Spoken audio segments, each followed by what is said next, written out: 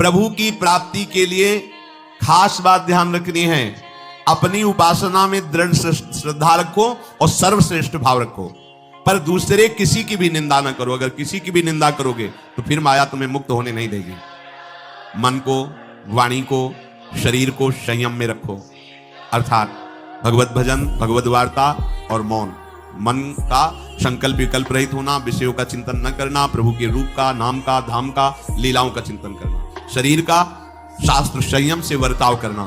अब माया मुक्त होते चले जाओगे। इनमें किसी में भी त्रुटि ना हो, सावधानी रखो। अपनी इंद्रियों को सावधान रखो, किसी के दोष न देखने पावे। कोई गलत चेष्टा देखेंगे तो ये भी गलत करने के लिए तैयार हो जाए। लीलाएं हैं, प्रभु का प्रकट होना, लीला करना, दिव्य गुणों का वर्णन। यदि आप इनको गाएंगे, लीलाओं को, और श्रवण करेंगे तो मोह की बात क्या, महामोह का भंजन हो जाएगा। बड़ी सामर्थ्य है भगवान के चरित्रों की, महिमा बड़ी है। अगर इनको आप सुनेंगे, बार बार सुनेंगे, तो आपको और कोई साधन करने नहीं पड़ेंगे, अपने आप सब साधन प्रकाशित हो जाएंगे। जहां कहीं कभी भी किसी का उद्धार की बात आई है तो भगवत चरित्र सुनने से ही आई है। शरणागति श्रवण से ही प्रारंभ होती है, भक्ति भी श्रवण से ही प्रारंभ होती है, पूर्णता भी श्रवण से ही होती है। श्रवण सुजस सुनी आयो। ये नाम का कीर्तन और प्रभु के रूप का ध्यान, ये तीन बातें बहुत जल्दी भगवत प्रेम प्रकट कर देती हैं। ये तीन बातें बहुत जल्दी भगवत प्रेम प्रकट कर देती हैं। प्रभु के अवतार लीला चरित्रों का खूब गायन करे, खूब श्रवण करे। भगवान की अवतार लीलाएं भी हैं और प्रभु की प्रेममय निकुंज लीलाएं भी हैं। तो अगर आपका निकुंज लीला में प्रवेश नहीं है तो प्रथम सुने भागवत, भक्त मुक्त भगवत वाणी, भगवान के अवतारों का, भगवान की अवतार लीलाओं का श्रीमद् भागवत में खूब बढ़िया वर्णन है। पढ़ो, सुनो, क्या होगा इससे? मोह का नाश हो जाएगा। दूसरी बात, नाम कीर्तन, ये तो महान अमृत है। बिल्कुल विश्वास कर लो, नाम कीर्तन अमृत है। ताली बजा के, मंजीरा बजा के, ढोल बजा करके, नाच करके, जैसे बने अकेले, बहुत अमृत है, बहुत अमृत। और प्रभु के रूप का ध्यान, ये तीन बातें बहुत जल्दी माया मुक्त कर देंगी, आपको भगवत प्राप्ति करा देंगे। प्रभु के रूप के ध्यान के लिए ही दिव्य श्यामा श्याम ने बिहारी जी का रूप धारण किया। ये किसी मूर्तिकार की रचना नहीं है। श्री राधा रमण जी सरकार, राधा वल्लभ लाल जी महाराज, श्री बांके बिहारी लाल जी महाराज, ये साक्षात प्रगट ठाकुर है। प्रिया प्रीतम हमारी दृष्टि में सामर्थ्य नहीं कि देख सके, वो तो हरिवंश नेत्रों से देखे जाते हैं। हरिवंश नेत्र प्रकट हो जाएंगे, आश्रित जन हो, चिंता की बात नहीं। पर ये जो रूप प्रकट है, इसके ध्यान में तो तुम्हें कोई श्रम नहीं करना। बिहारी जी महाराज, राधा वल्लभ जी महाराज, राधा रमण जी महाराज, भर नेत्र देखो और अपने नेत्र के कैमरा से खींच लो फोटो।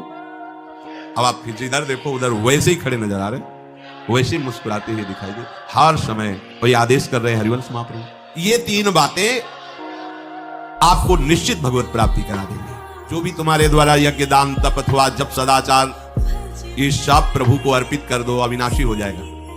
प्रभु को अर्पित कर दो जो भी तुम्हारे द्वारा होता है। हे प्रियालाल, आपकी प्रसन्नता के लिए फिर दोबारा कह रहे हैं, स्त्री, पुत्र, घर, जीवन और अपने प्राणों का मोह त्याग करके, प्राणों का मोह त्याग। यहां पूरा समाज वैसे ही सब बैठा है हृदय में। देखो, जिस मार्ग में चलना उसे समझो। अंदर से केवल प्रिया प्रीतम में ही हमारी अहंता ममता होनी चाहिए। प्रभु सच्चिदानंद श्री कृष्ण चंद्र जी को अपना प्राण प्रीतम मानने के लिए ये जितनी जगह आप अपनापन किए हैं समेटना पड़ेगा। सबकी ममता ताग बटोरी, मम पद्म नहीं बांध बर डोरी। लाडली लाल के लाडले तो कोई बिरले दिखाई देते हैं, प्रिया प्रीतम के जन तो कोई बिरले दिखाई देते हैं। नहीं धन बल, परिवार बल, बुद्धि बल, वही घसर करके चले जाते हैं। अरे यहाँ तप बल भी काम नहीं करता, और बल तो जाने। यहाँ हारे को हरे जाओ, हार गए, गले पड़ गए, गले पड़ जाओ, बढ़िया इसी जन्म में कल्याण हो जाएगा। गले पड़ जाने का मतलब, जैसे कोई गले पड़ रहा हो तो उसका मतलब समझते हो, मारो, पीटो, गाली दो, भगाओ। नहीं, वो गले पड़ गए, बोले आप क्या करें, गले ही पड़ गए, आप क्या करें। ऐसे ही पूज्य श्री स्वामी राम सुखदास जी महाराज कहते, श्री कृष्ण के गले पड़ जाओ भैया, इसी जन्म में तुम्हारा कल्याण। भगवान के गले पड़ जाओ। गले आप तो जैसे भी अब आपके हैं, अब तो आपको हल्ला मचा कहेंगे राधा वल्लभ लाल के, तुम्हें अपनी इज्जत बचा लो तो सुधार लो हमें, समझ गए। ये है गले पड़ना।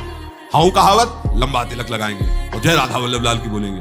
और आपके लायक तो हम हैं नहीं।